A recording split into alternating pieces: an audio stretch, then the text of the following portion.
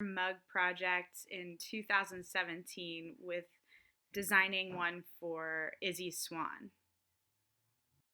I've made several since, but the one that I had been wanting to make for the longest time was one for Anne Briggs, Anne of all trades.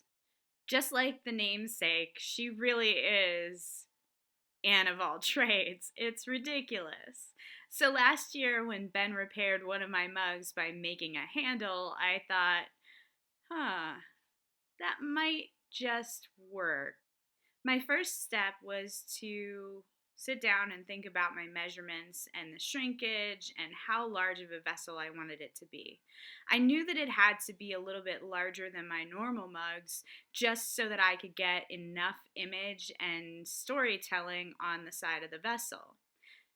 I used images and inspiration from Anne's Instagram page, which was a lot of fun to peruse through because she's got some really interesting things going on at her farm. I had the original design mapped out that it would tell the story of her farm in Washington, but then just as I was about to start carving, she made the announcement that she was moving.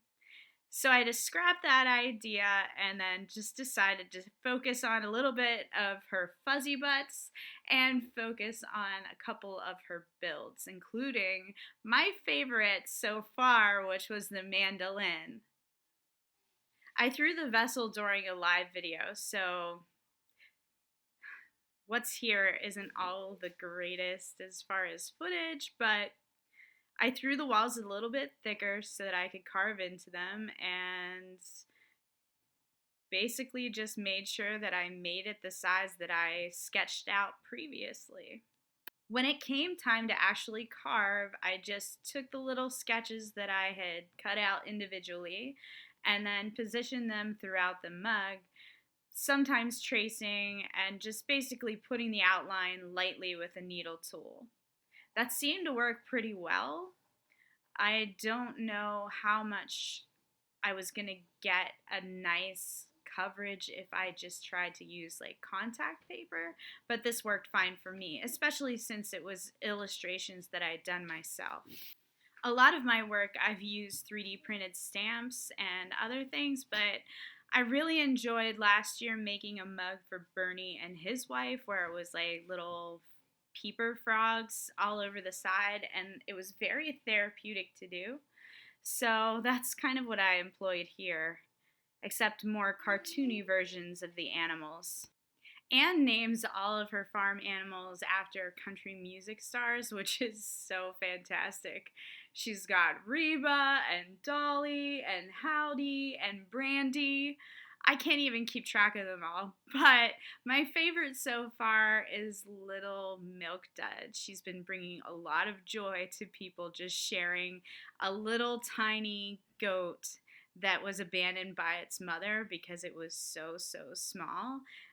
But he is such a cute little sprite, and it's so fun to see.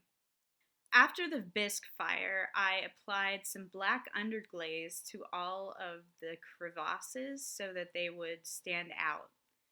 Very similar to line art where you put a heavy pen line, I did the same by just spreading on some underglaze and then wiping off the excess from the flat areas. The next step was to apply all the final glaze colors. In this case, I used a lot of velvet underglazes and some different colors of mid-fire glazes just to kind of give it a lot of oomph all over the piece. The next part was Ben's part. So he had to figure out how he was going to mount the wooden handle on the piece. We brainstormed and decided to make a wooden base for it that was a little bit sculptural, almost like a log that had been felled and then carved.